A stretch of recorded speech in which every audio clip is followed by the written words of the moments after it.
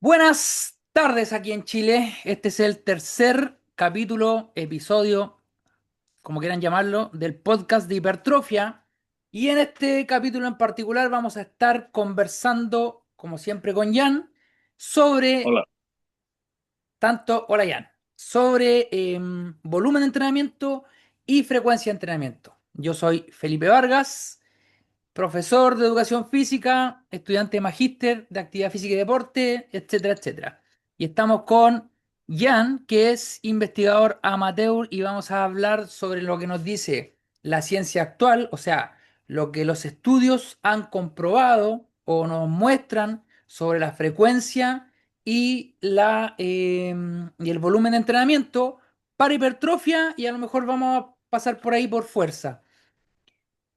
Ojo, cuando hablo de lo que nos muestran los estudios, voy a dar una pequeña explicación de ciertos factores estadísticos sobre los estudios.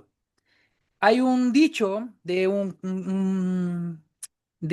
estadística que dice sobre la sorpresa del hombre que se ahogó en un río de 1 metro promedio de profundidad.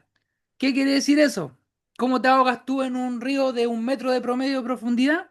Bueno, la lógico es que podemos tener en un lugar donde hay cero profundidad y otro lugar donde hay 2 metros de profundidad, y nos va a dar un promedio de 1 metro de profundidad.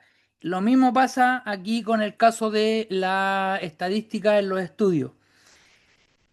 Y esto es para que entiendan que el que ustedes digan, no, pero yo hago esto y me funciona, no hace una generalidad sobre el tema, ¿vale? Porque en los estudios tenemos los outsiders, que son las personas que se salen hacia un lado o hacia el otro, y tenemos el intervalo de confianza, que son los valores en donde nosotros podemos decir que lo que sucede aquí no es una casualidad.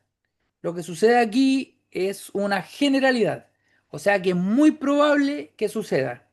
Y después de eso tenemos el tamaño del efecto de ese suceso, que puede ser pequeño, puede ser medio o puede ser alto.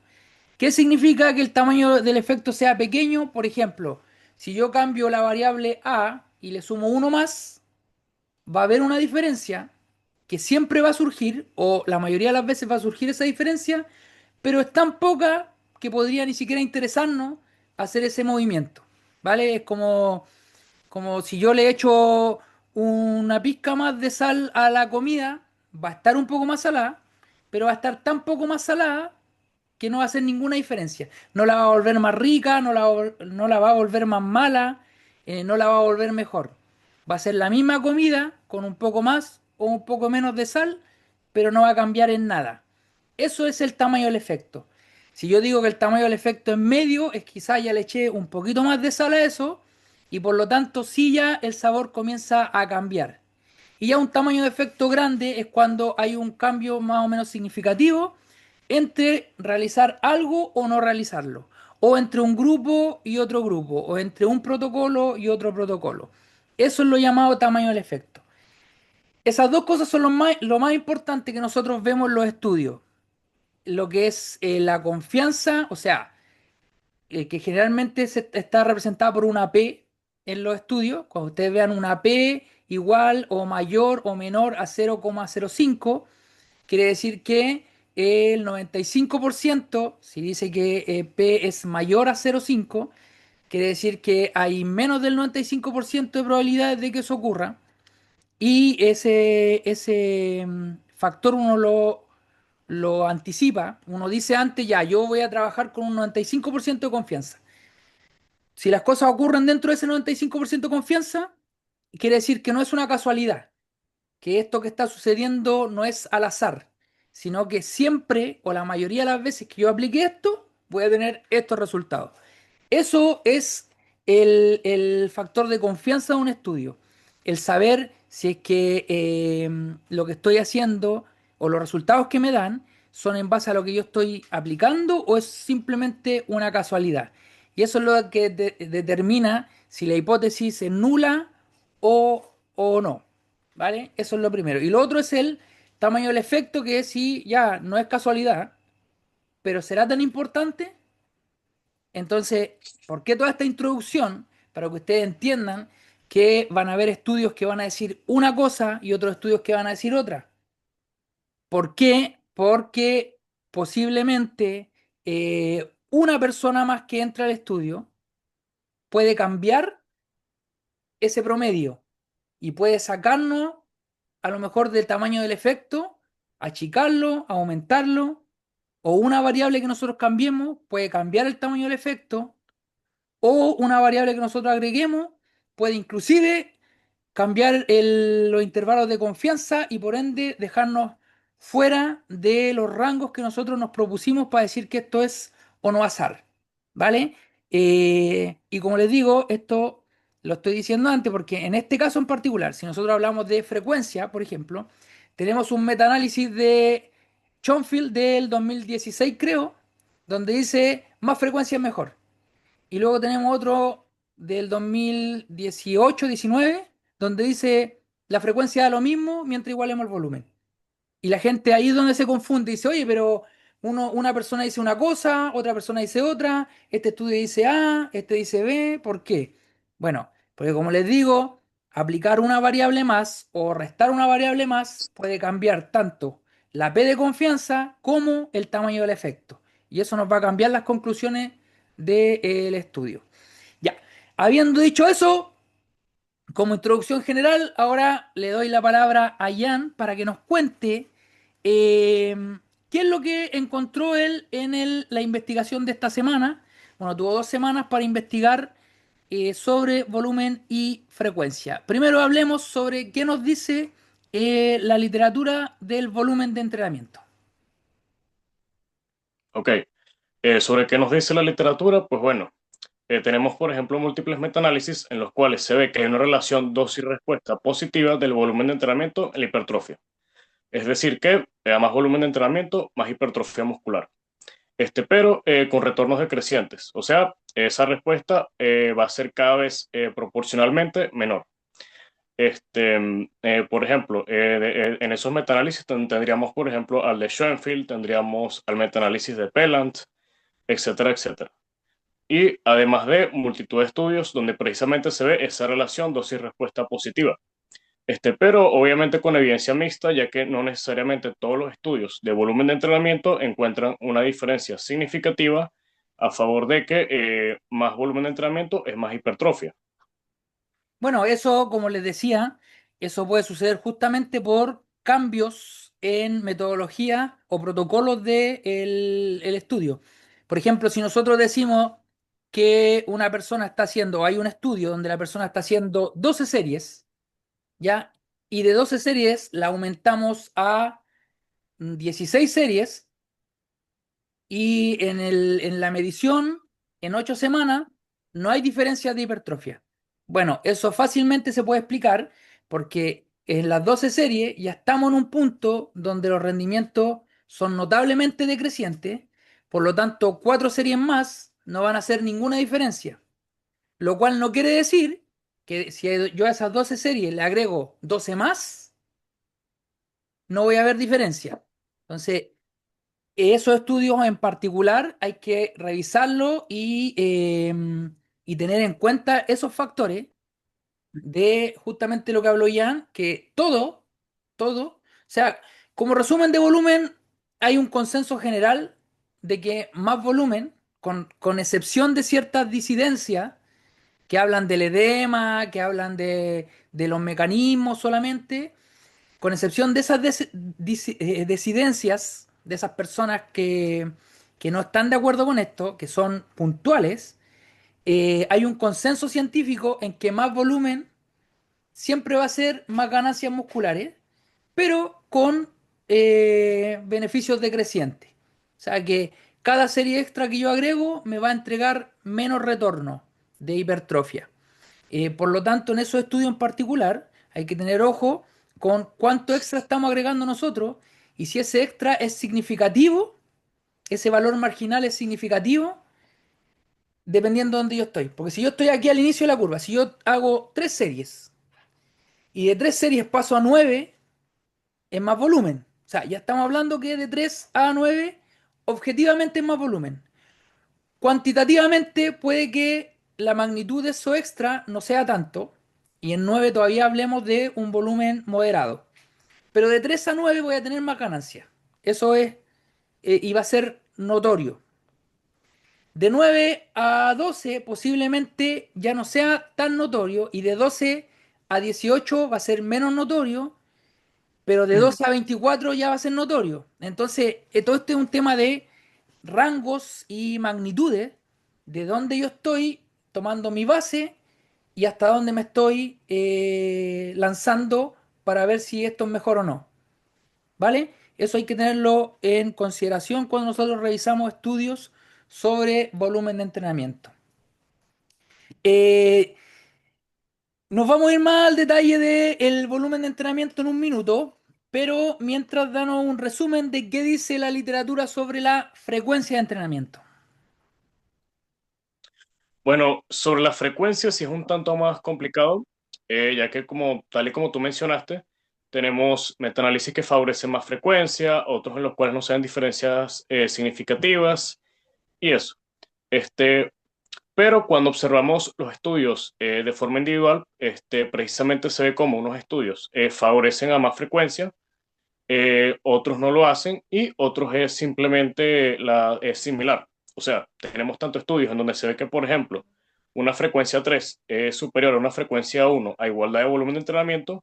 Tenemos estudios donde, por ejemplo, una frecuencia 1 es similar a una frecuencia 2 a igualdad de volumen de entrenamiento. E incluso tenemos unos pocos estudios donde se ve que incluso menores frecuencias pueden producir más hipertrofia. Siendo unos pocos, pero eso. Realmente, tal y como tú dices, va a depender de, por ejemplo, de la metodología del estudio.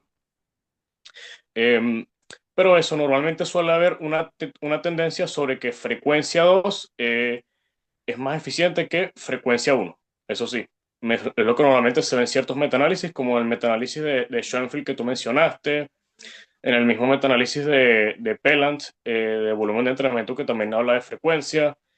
También creo que hay un metaanálisis, creo que era del 2023-2024, que también ve que la frecuencia 2 parece ser más eficiente que la frecuencia uno en términos de hipertrofia muscular. Y aquí es donde entra justamente, y por eso hice la introducción, porque al revisar todos estos metaanálisis, el de Neco, el de Pelan, el de Schoenfield, vemos justamente que no solamente hablan de más es mejor, sino que también del tamaño del efecto. Entonces, por ejemplo, vemos que hay algunos metaanálisis que sí dicen simplemente 2 es mejor que uno, porque se vio más hipertrofia con frecuencia 2 que con frecuencia uno. Y algunos sí te dan el tamaño del efecto, que dicen el tamaño del efecto es moderado. O sea, hacer frecuencia 2 es notablemente mejor y se va a ver reflejado en la hipertrofia de forma objetiva, porque el tamaño del efecto es de moderado o moderado a alto. Y en otros casos, ahí dice la frecuencia, más frecuencia, me parece que el de Pelan dice eso, que dice más frecuencia, sí pareciese ser mejor, pero con un tamaño del efecto que no es muy relevante, por lo tanto, al final de cuentas, como les decía yo, el tamaño del efecto se puede ver distorsionado si yo saco un estudio, si digo, "Ah, este estudio está midiendo con ultrasonido, es una de las mediciones más penquitas que tenemos, más malas, más poco, poco precisa, lo voy a sacar. Y me cambió el tamaño del efecto, porque ese estudio estaba tirándome el intervalo de confianza, me lo estaba agrandando. Ahora que el intervalo de confianza se achicó y me va a dar otros valores, el tamaño del efecto ya no es tan tanto como parecía. Ahora, hay algo que se dice hace tiempo sobre que más frecuencia no significa más volumen, sino que si yo hago más frecuencia, lo que significa es que el mismo volumen que yo tengo, lo divido entre más días nomás. O sea, yo hago 12 series semanales y esas 12 series van a tener la misma importancia si la hago toda un día o si la hago en frecuencia 3, pero la voy a poder dividir en 3 días distintos. Eh, qué tan así se ve eso en los estudios, Jan? Bueno, respecto a eso, precisamente, como ya mencioné, en algunos estudios no se ve diferencias significativas, pero en otros sí. Y es que cuando nosotros dividimos las series en una mayor frecuencia, normalmente podemos acumular un mayor volumen de entrenamiento en tonelaje, lo cual también puede venir con ello en mayor hipertrofia. Y esto es algo que suele pasar cuando se trata más que todo de volúmenes más altos, donde una frecuencia mayor es más eficiente comparado a una frecuencia menor. Es decir, por ejemplo, si vamos a meter 20 series para un grupo muscular semanal, una frecuencia uno puede que sea muy ineficiente comparado a una frecuencia 2, frecuencia 3, por ejemplo. Ya, y aquí miren, como dice Jan, más volumen, como estábamos claros ya, más volumen es mejor siempre. Y indudablemente, dependiendo cuánto volumen estoy usando yo semanal ahora, es cuánto volumen yo voy a poder utilizar dividiendo mis sesiones o en una pura sesión. Porque aquí pasa algo relacionado con la fatiga, pero voy a ir después a eso. Antes de irnos al tema de los mecanismos, de por qué más frecuencia supuestamente es mejor, vámonos a la práctica. Vámonos al ecualizador que usa uno cuando diseña un programa de entrenamiento. Y es que resulta que en la mayoría de los programas de entrenamiento, de cuando se habla de frecuencia, se mide un grupo muscular. O sea, se dice, ya vamos a hacer un entrenamiento completo, te dan un programa completo, lo vamos dividiendo en tres, pero nos miden todos los músculos, generalmente, de esa frecuencia 2, frecuencia 3, sino que eligen uno, por ejemplo, cuádriceps. Entonces voy a hacer un entrenamiento completo donde voy a dividir, voy a hacer un grupo que va a ser frecuencia uno, o sea, todas las series en un puro día. Y otro grupo voy a dividir toda esa misma serie en 3 días, ¿ya? Pero yo solamente voy a medir cómo creció el cuádriceps en eso. Cuando nosotros nos vamos a la práctica, ¿ya? Si es que estamos especializándonos en algo, o sea, si es que la persona dice, no, quiero que mi programa de entrenamiento esté enfocado en crecer más el cuádriceps. Es lo que tengo más atrasado, es lo que me gusta más. Quiero que mi cuádriceps crezca mejor. Ahí tenemos un escenario donde, claro, posiblemente más frecuencia va a ser mejor, por los factores que vamos a hablar después en un momento. Voy a poner de primero ejercicio cuádriceps el primer día, cuádriceps el segundo día, cuádriceps el tercer día. Ahora, ¿pero qué pasa con los demás músculos? ¿Qué pasa con brazos, pecho, espalda, que van quedando más rezagados dentro de la rutina de entrenamiento?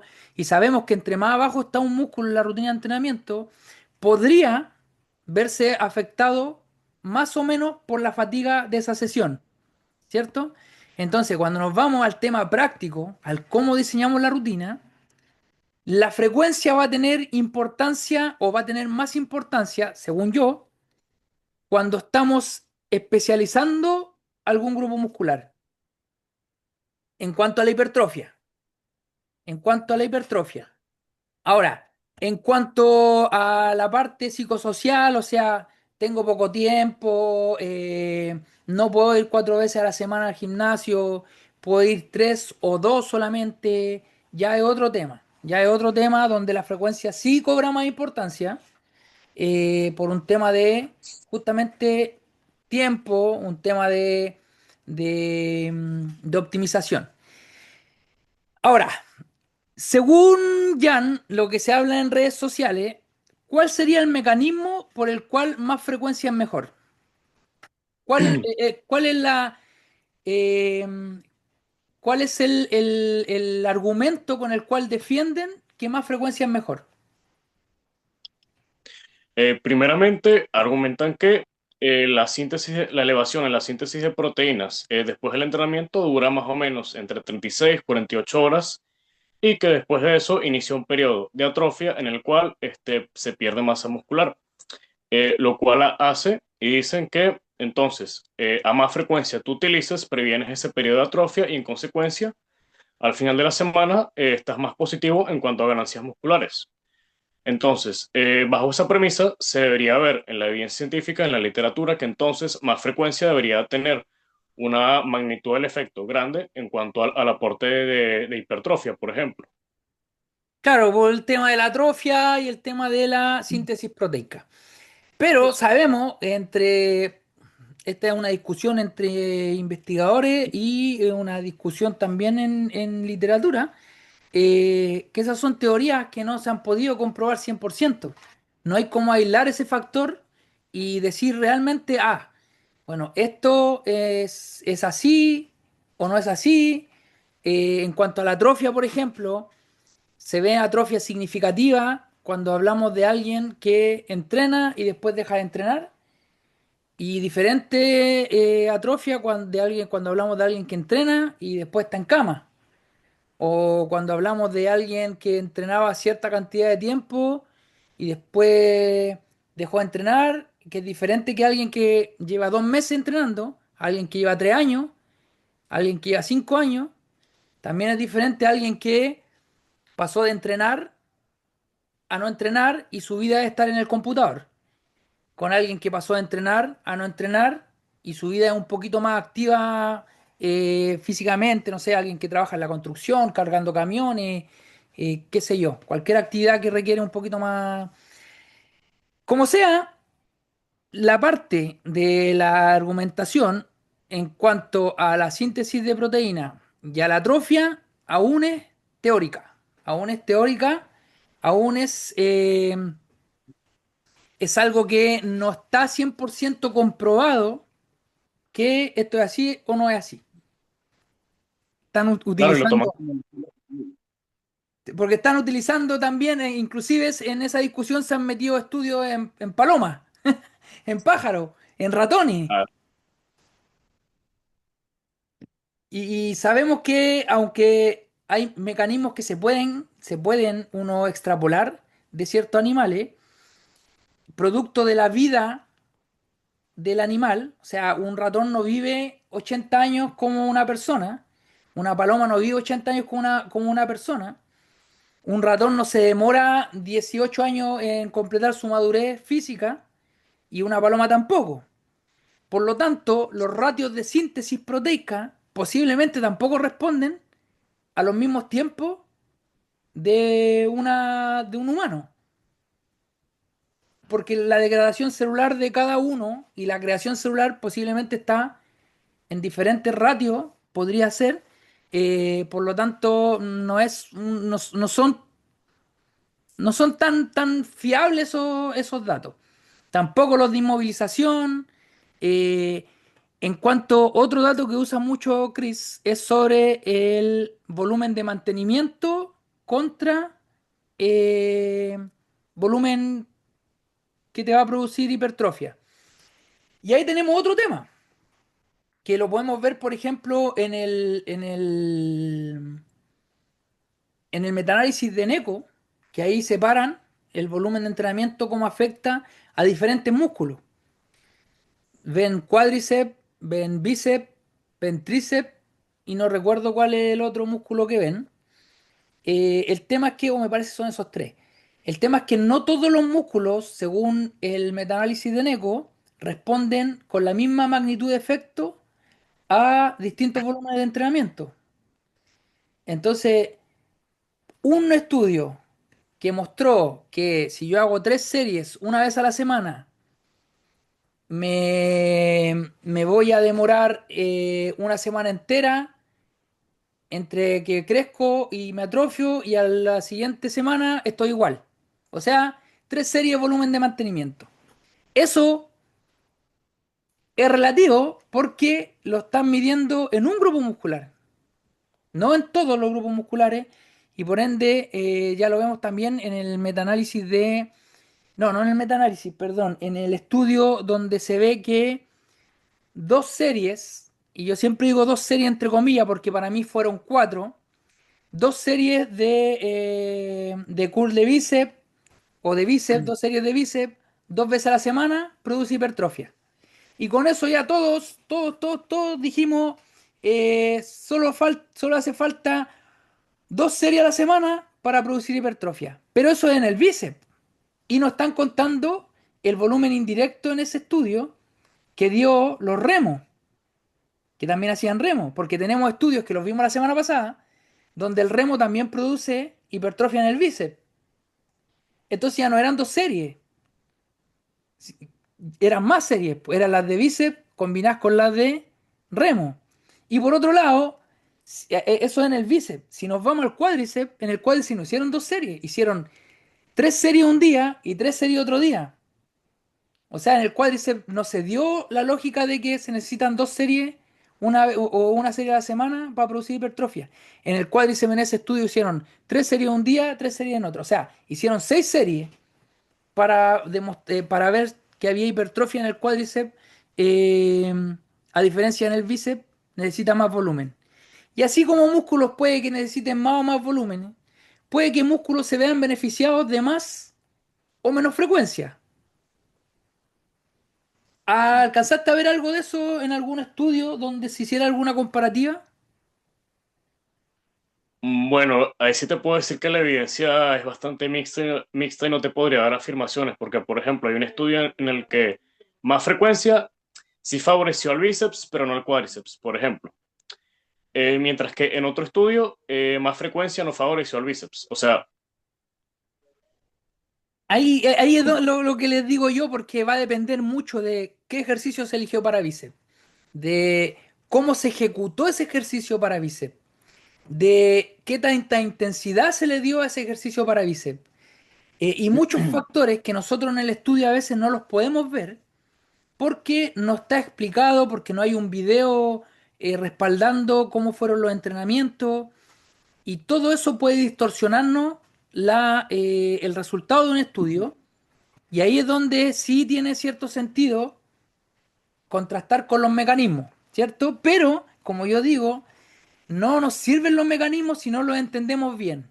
Y aquí viene el tema que lo conversamos con Jan nosotros, sobre por qué posiblemente en muchos estudios, al igualar el volumen de entrenamiento, la frecuencia no muestra tamaños de efectos significativos o simplemente la conclusión del estudio es que no hay diferencia significativa entre frecuencia uno y frecuencia 2 o entre frecuencia 2 y frecuencia 3. Y el hecho de que nosotros hablamos de que más frecuencia es mejor porque tenemos más primeras series, ¿ya? Dejando de lado lo que yo expliqué delante, que eso nos sirve cuando estamos especializándonos en un músculo, porque va a ser el primero de cada ejercicio, ¿cierto? Y como tenemos fatiga central, fatiga espinal y fatiga local, esas fatigas nos van a afectar ya sea al mismo músculo que estamos trabajando o a otros músculos que vamos a trabajar después. Ya, entonces, ¿qué nos dice? ¿Qué nos dicen? Nos dicen que se ha medido la fuerza máxima para saber cuánto se fatigó un músculo.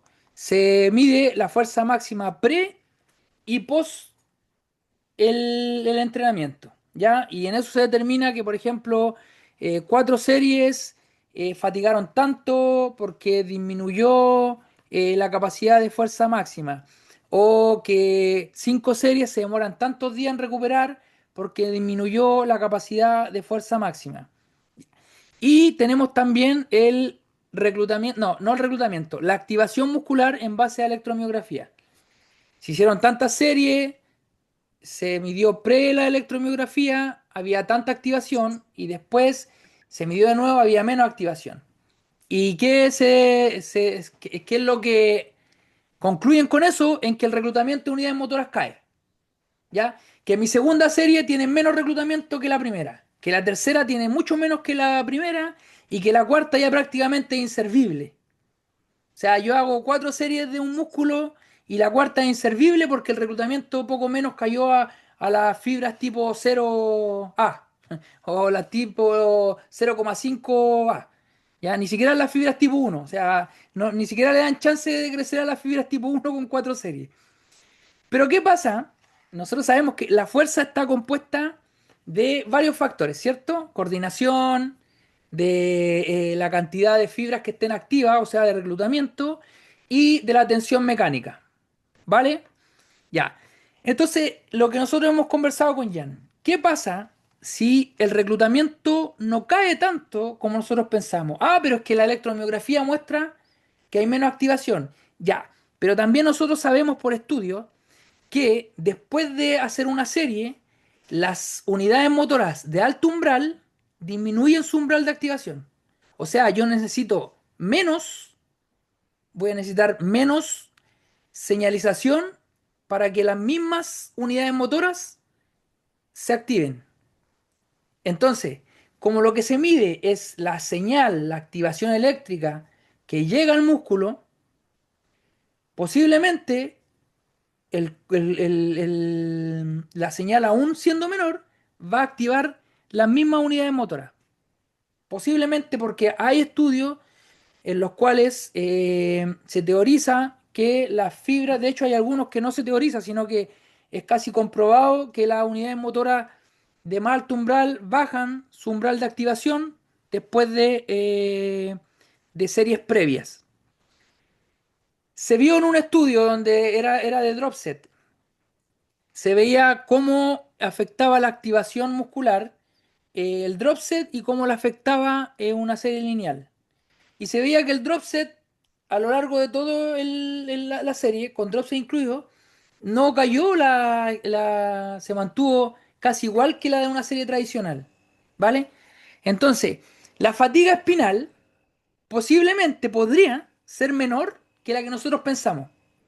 La fatiga central está dada por sensaciones y las sensaciones son adaptables, ya se adaptan. Por otro lado, nosotros con el tiempo, la fatiga también tiene una adaptabilidad. Si no, y muchos han dicho, no, es que la fatiga no se adapta. Si la fatiga no se adaptara, los entrenamientos de endurance o de resistencia no existirían y no servirían para nada. O sea, estamos hablando que cuando nosotros estábamos entrenando a un peleador, ya más allá de lo aeróbico, sino que la fuerza que utilizan en mover los brazos y las piernas, el entrenamiento mejora la capacidad para que esa fuerza dure más tiempo produciéndose. Eso es una adaptación muscular a la fatiga. Entonces, no nos pueden decir que las adaptaciones de la fatiga no existen porque claramente existen. Y ahí vamos de nuevo al tema de la frecuencia y el volumen de entrenamiento, que voy a volver a eso al tiro.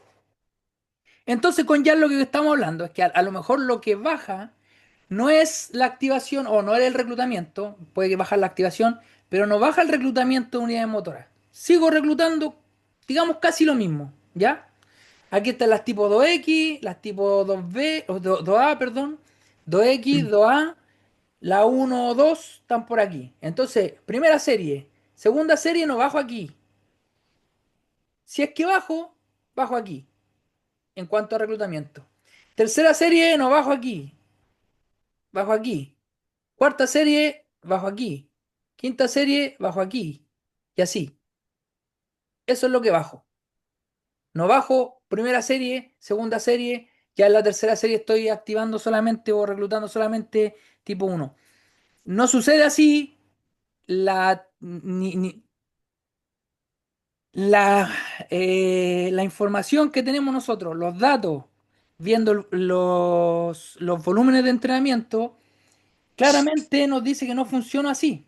Porque si nosotros tenemos 11 series en una sesión y tenemos una hipertrofia significativa, según Pelan, según dos metaanálisis de Pelan, según Eneco, según Schonfield, pueden variar un poco de qué tan significativa es, pero es significativa.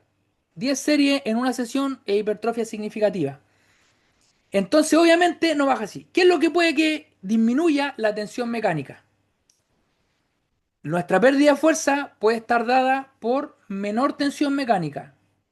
Y como nosotros ya hemos hablado, lo hablamos en la sesión de tensión mecánica, que la tensión mecánica trabaja de forma óptima en un rango, entonces, si yo en la primera serie tengo esta tensión mecánica, produzco X fuerza, en la segunda tengo esta, voy a producir menos fuerza, en la tercera, en la cuarta, en la quinta, ¿ya? Pero todavía estoy sobre el rango de tensión mecánica necesaria para producir hipertrofia. Por mucho que produzca menos fuerza, posiblemente la hipertrofia es casi muy similar. Por lo tanto, ya esa teoría o ese mecanismo de que las primeras series son mucho más estimulantes que la segunda y la tercera, se nos vendría abajo y nos daría explicación de el por qué en algunos protocolos en los cuales el volumen de entrenamiento no es excesivamente alto, sino que tenemos un volumen moderado, frecuencia uno puede ser muy similar a frecuencia 2 que a frecuencia 3 porque no llegamos al límite donde la serie ya es inútil. Seguimos en el mismo rango, que da lo mismo si estamos aquí en todas las series en una sesión, así dividimos en 3 sesiones o en 2 sesiones. Y eso explicaría muy bien el por qué la frecuencia de entrenamiento y además, o sea, se da que hay estudios donde frecuencia uno 2 y 3 muestran similar hipertrofia y además también explica el por qué los volúmenes más altos siguen produciendo hipertrofia y tenemos un rango de hasta 11 repeticiones, o sea, series, perdón, serie en una sesión que nos va a dar una hipertrofia significativa. Y no que después de 6 series ya el resto es todo edema o el resto ya no hay hipertrofia. Explicado el mecanismo como se lo acabo de decir, eh, encaja muy bien el que más volumen sea más hipertrofia y el que diferentes frecuencias a un volumen determinado, no a cualquier volumen, a un volumen determinado sea lo mismo. ¿Qué piensas con respecto a eso, Jan? Voy por... ¿Tiene sentido la teoría? Totalmente sentido, porque realmente no tendría mucho sentido que el estímulo después de la primera serie cayera tanto, pues así de golpe, y que básicamente ya después de la sexta serie, o por ahí, no, simplemente no sirvieran estas series. Si eso fuera así, veríamos bastantes estudios de frecuencia donde se favoreciera por mucho la frecuencia 2 3 etcétera, por sobre la frecuencia uno, cosa que no sucede. El tamaño del efecto tendría que ser mucho más grande a Enorme. medida que hacemos más frecuencia. Por lo menos entre uno o 2 el tamaño del efecto tendría que ser considerable. Entre 2 y 3 podría no verse tanto, pero entre uno y 2 tendría que ser mucho. Tendría que ser, y entre uno y 3 tendría que ser superior que entre uno y 2. Ahora, lo que yo Sí, creo, mm, continúa nomás, continúa, que si no me voy a alargar yo. habla. Bueno, lo máximo que he visto en cuanto a magnitud del efecto vendría a ser una magnitud del efecto medio. Y es precisamente porque cuando haces mayor frecuencia a un mismo volumen total semanal y lo distribuyes entre varios días, normalmente consigues acumular un mayor tonelaje. Y en ese tipo de estudios es donde normalmente se ve que hay una magnitud del efecto medio a favor de que más frecuencia es más hipertrofia, como en el estudio ese, creo que era de NEPS, del año 2022, donde sí se ve eso, del que te comenté anteriormente. Entonces, claro, al acumular más tonelaje, posiblemente por poder mover más carga o por sacar más repeticiones, que ahí volvemos al tema de que, chuta, si antes sacaba 8 y ahora saca 9, hay más hipertrofia. Otra vez nos quiere decir eso que no hay 5 repeticiones de estimulantes solamente, sino Ah, que, claro. porque imagínate, si yo en una condición saco 5 repeticiones y en otra saco 6 debería dar lo mismo, porque hay solamente 5 repeticiones estimulantes, así que debería ser la misma hipertrofia. Ahora, ¿por qué se da eso? Claro, justamente de que se puede obtener más tonelaje con más frecuencia, es justamente por la fatiga central, no tanto por la fatiga espinal, sino que por un tema de que entre más serie hago yo en una sesión, mentalmente me veo más afectado. No necesariamente fisiológicamente, sino que mentalmente. Es, es lo que pasa a nuestro cerebro con cualquier tarea que dura más de cierto tiempo. Después de cierto tiempo que nuestro cerebro está haciendo la misma tarea, tiende a bajar el rendimiento, ¿ya? Y es cosa que no se ve. Nosotros hemos bardeado mucho a veces ¿cómo se llaman esto? Culturistas profesionales en cuanto a que no, dicen que es que más frecuencia a mí no me favorece. No, pero ¿cómo? Si es que tú no sabes nada, es que tú... Bueno, posiblemente un culturista profesional podría no favorecerle más frecuencia. ¿Por qué? Porque un culturista profesional tiene una capacidad de disciplina mental para llevar su entrenamiento muy superior a un amateur. ¿Ya? Muchos de nosotros, me incluyo, a veces la rutina por X motivo, por esperar máquinas, porque está muy lleno el gimnasio, se va alargando y llegamos a los últimos ejercicios con un cansancio mental de, ya quiero irme, tengo cosas que hacer, me estoy atrasando, tengo clase y me estoy atrasando para llegar a clase, no, ya la última serie, ahí nomás, ahí nomás. Y un culturista profesional eso no le va a pasar.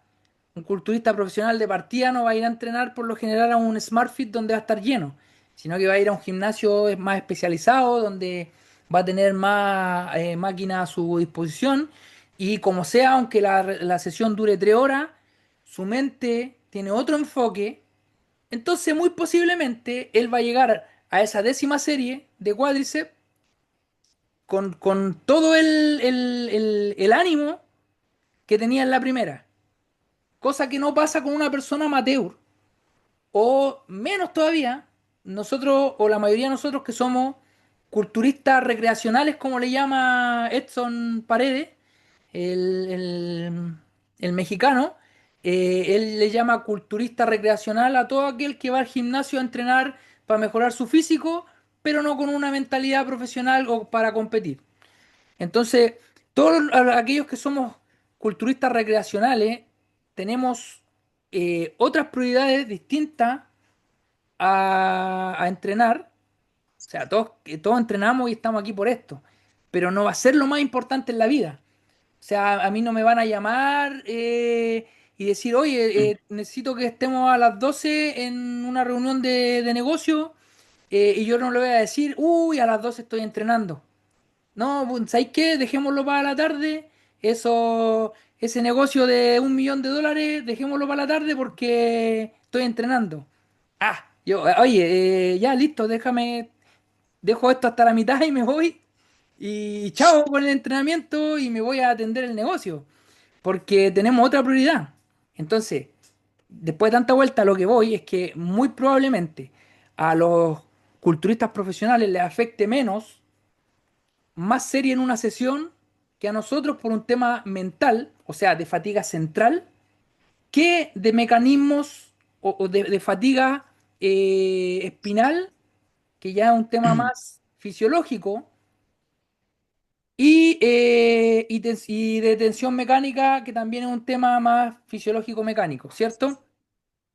Y por eso puede ser que también tenemos diferencia entre lo que pasa con frecuencias en personas entrenadas y en personas no entrenadas, que es un factor que podría darse. Aunque también tenemos distintos resultados entre personas entrenadas y no entrenadas. Pero me parece que la mayoría de los estudios de frecuencia que se hacen en personas entrenadas tienden a no tener diferencias si se iguala el volumen. ¿O me equivoco? Sí, no, eso es lo que normalmente se ve. Justamente porque, como les digo, una persona entrenada o que tiene muchos años ya de entrenamiento y ya lleva muchos años un volumen de entrenamiento moderado alto no le afecta tanto como una persona que recién inició y aumentó el volumen de entrenamiento. Por eso también es un tema cuando queremos decir que más volumen no es mejor, probando a alguien que usaba 10 series y después la subimos a 20 en 8 semanas. Posiblemente no va a ser beneficioso en 8 semanas porque la persona no está psicológicamente preparada para aumentar tanto el entrenamiento. El volumen se tiene que ir adaptando en el tiempo, o sea, nosotros tenemos que ir de a poco aumentando el volumen de entrenamiento. Y llegamos a el tema, o sea, ya yo creo que está un poquito claro que más volumen es mejor, siempre y cuando esté dentro de nuestras posibilidades psicosociales y físicas, o sea, que nos podamos recuperar de sesión a sesión y que tengamos el tiempo de meter más volumen de forma efectiva. No voy a meter más volumen y voy a cortar los descansos. Voy a meter más volumen y voy a entrenar más rápido. Voy a meter más volumen, pero voy a elegir ejercicios que son menos eficientes, pero que las máquinas están más desocupadas. No, esas son la parte psicosocial del entrenamiento, donde nosotros vamos a meter más volumen y podemos meter más volumen. Porque tengo tiempo para entrenar más, porque tengo tiempo para descansar más para ese volumen extra que yo metí. O sea, yo estoy descansando 5 horas y me va bien con el volumen que tengo, pero quiero subir el volumen un poco más. Voy a necesitar descansar a lo mejor 6 horas o 7. Ya esas 5 horas de sueño no me van a ser suficiente porque mi recuperación es deficiente, pero es suficiente para ese volumen de entrenamiento. Yo quiero un volumen optimizado, tengo que optimizar todos los demás factores también. Descanso, alimentación. Eso es importante, control de estrés. O sea, tú no sacas nada con aumentar tu volumen de entrenamiento. Por ejemplo, no sacas nada con comprarle mejores neumáticos a tu vehículo si el motor sigue igual de malo. No vas a ir más rápido porque tiene mejores neumáticos. Si sigue teniendo problemas de inyección, si sigue teniendo problemas de que se calienta porque está tapado el radiador, etcétera. Si yo quiero ir más rápido, necesito mejores neumáticos, necesito mejor inyección y necesito mejor refrigeración en mi vehículo. En el entrenamiento pasa lo mismo. Yo quiero más ganancias musculares, meto más volumen. Pero si meto más volumen, tengo que controlar mejor la alimentación, tengo que controlar mejor el descanso y tengo que controlar mejor el estrés de mi vida. Eso es todo un pack. Si subo uno, si optimizo uno, tengo que optimizar todo. Por eso mucha gente que aumenta el volumen de entrenamiento ve reducido su rendimiento porque todo lo demás le está fallando. Entonces, su vida le daba solamente para este volumen. Si lo aumenta, no, su vida le colapsa, ya no da más, entonces el cuerpo no va a soportar ese volumen extra porque no está preparado para ese volumen extra. Entonces, esa persona, por mucho que trate de adaptar ese volumen extra, lo va a poder adaptar hasta cierto punto, pero va a tener un límite que va a estar dado por todos los otros factores fisiológicos y psicosociales de su vida. Así que en cuanto a volumen, esa es la consideración. Más es siempre mejor, siempre y cuando te recuperes de ello. ¿Cómo te recuperas de ello? Optimizando todo lo demás. Eso sería conclusión del volumen. ¿Cuántas series recomendarías tú por semana en general? Para empezar? ¿O cómo le recomendarías tú a la gente hacer el protocolo de buscar su volumen perfecto? ¿Cómo lo recomendaría yo? Pues Ujú. bueno, iniciar más o menos en un rango de 4 a 10 series semanales, que es más o menos lo que se ha visto que es más eficiente. Partiendo de ahí, obviamente va a depender de la persona, el tiempo que tenga disponible, etcétera. Pero partiendo de ahí. Y progresivamente probar poco a poco volúmenes más altos. O sea, por ejemplo, cada 1 o 2 semanas subir 1 o 2 series, especialmente para esos grupos musculares que la persona quiera desarrollar más, tengan rezagados, etcétera. Esto aunque bueno, en el caso de un principiante, bueno, necesitaría mejorar todo, pero eso, o sea, podría ir aumentando progresivamente el volumen de entrenamiento de la mayoría de músculos o mayormente de algunos. Y así progresivamente ir probando cómo va su rendimiento, precisamente si mejora, si se mantiene, si cae, cuáles son sus sensaciones, y pues bueno, eso. Y más a medio y largo plazo, precisamente lo más importante, porque obviamente si uno busca hipertrofia muscular, es ver qué resultado te da eso a medio y largo plazo, porque normalmente se ve, o sea, porque sí, obviamente el rendimiento es importante, pero normalmente se tiende a tomar sí o sí como sinónimo el mejorar el rendimiento con que siempre, siempre va a estar ganando músculo entonces, pero nos interesa gestionar todas esas variables y a largo plazo precisamente probar cuál va a ser el volumen óptimo para dicha persona en ese momento, porque para la misma persona en diversos momentos de su vida, ya sea por factores psicosociales, grados de adaptación a la fatiga, por ejemplo, el volumen óptimo puede variar. Por ende, es algo que probablemente se tenga que bajar, se tenga que subir y etcétera. Exacto, sí, yo estoy de acuerdo con eso también, de ir probando cada 2 semanas, una semana, dependiendo cuántas series extras vas a agregar, darle un tiempo a esa serie extra de adaptarse, o sea, no es como método serie, inmediatamente debería haber un resultado positivo. No, posiblemente vas a necesitar unas 2 semanas mantener eso para ir viendo, para que el cuerpo se adapte a ese volumen extra y ahí volver a pensar en, ah, sí, puedo aumentar un poquito más. Y bien, como decía Ian, también yo concuerdo en que hay que partir obviamente aumentando el volumen en esos grupos musculares donde queremos progresar más. Con respecto a la frecuencia de entrenamiento, ¿cuál sería tu recomendación? Ok, mi recomendación a rasgos generales, por así decirlo, vamos a decirlo así, por estándar de oro, una frecuencia 2 me parece bastante eficiente. Y obviamente también ir probando en función del volumen de entrenamiento que vaya a manejar la persona, cómo lo va a distribuir, si prefiere distribuirlo en frecuencia uno, frecuencia 2, frecuencia 3, y precisamente ir ahí, ir probando a través del tema de la recuperación, rendimiento y etcétera. Porque como ya hemos hablado, frecuencia uno es posible que funcione igual que frecuencia 2 y 3. Y realmente esto me parece algo bastante útil porque hay diversos contextos donde frecuencia uno digamos que es lo que hay. Por ejemplo, vamos a poner de ejemplo una persona que nada más puede entrenar una vez por semana o 2 veces por semana, por ejemplo, nada más el fin de semana. Como creo que te pasó a ti una vez, que tuviste que entrenar nada más fue el fin de semana y te tocó meter una torsopierna frecuencia uno. Bueno, Sí. en este tipo de contextos se podría igualar la hipertrofia entre una frecuencia uno con una frecuencia 2 y 3, por ejemplo. Yo estoy de acuerdo, como estándar, como gold estándar, yo usaría siempre, partiría en las condiciones ideales con una frecuencia 2. Sabiendo que frecuencia uno y 2 hay estudios que muestran igual hipertrofia, y hay otros que muestran mejor en frecuencia 2, me decantaría a la segura, por decirlo así, por una frecuencia 2.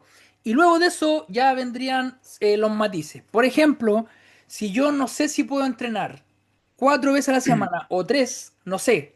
Hay semanas que puedo cuatro, hay semanas que puedo tres. Ya, en ese caso, yo sí preferiría meter una frecuencia 3 para tener claro que los músculos se van a ver por lo menos 2 veces a la semana estimulados. Y metería una frecuencia 3 pero con una rutina full body A y B nomás. O sea, un día el A, el otro día el B. Si es que puedo entrenar un tercer día, meto el A de nuevo. Y si es que puedo entrenar un cuarto día, meto el B de nuevo. Si puedo entrenar solamente 3 días, meto A, B, A y parto después la otra semana con A de nuevo. Y así lo haría. Y ya, bueno, después viene todo el tema de si yo quiero priorizar un músculo, quiero priorizar un grupo muscular, también a lo mejor podría haberse beneficiado de una frecuencia 3, porque psicológicamente podría yo meter más volumen a la semana dividiendo ese grupo muscular entre diferentes días. Porque así no estoy metiendo y metiendo ejercicio cuádriceps, por ejemplo, haciendo 15 series de cuádriceps en un puro día, donde, o en 2 días, que igual son 7 series por día, igual podría ser, o hablemos de más volumen, en realidad estoy ahí en un volumen moderado, hablemos de un volumen alto para cuádriceps si quiero mejorar el cuádriceps, hablemos de, por ejemplo, meter 20 25 series a la semana donde 12 series en un día y 12 series en otro día, serían bastante, pero a lo mejor 7 8 8 o 8 7 8 podrían venir ya un poquito más psicológicamente más sostenible. Y después ya todos los otros grupos musculares, algunos los tendré que poner yo en mantención y otros seguir teniéndolos con un volumen moderado. Porque cuando yo quiero mejorar un músculo y tengo tiempo limitado, generalmente voy a tener que traspasar otro músculo a mantención o a un volumen mínimo de crecimiento para que me dé una la energía, otra el tiempo para poder progresar en el músculo que yo quiero que crezca más. Entonces, ahí tenemos muchos matices, pero en general, cuando nosotros queremos meter mucho volumen en un grupo muscular, yo recomendaría frecuencia 3. Cuando queremos meter un volumen moderado eh, en un grupo muscular, frecuencia 2 vendría muy bien, por lo menos para principiante e intermedio. Ya si tú eres una persona avanzada, un culturista profesional, ya ni siquiera yo te tendría que estar diciendo cuál es tu volumen o tu frecuencia óptima, porque tendrías que ya tenerla más o menos eh, ya testeada a través del tiempo. La vida de un culturista, si, sobre todo ahora que parten jóvenes de los 18 años a los 60 años, es larguísima.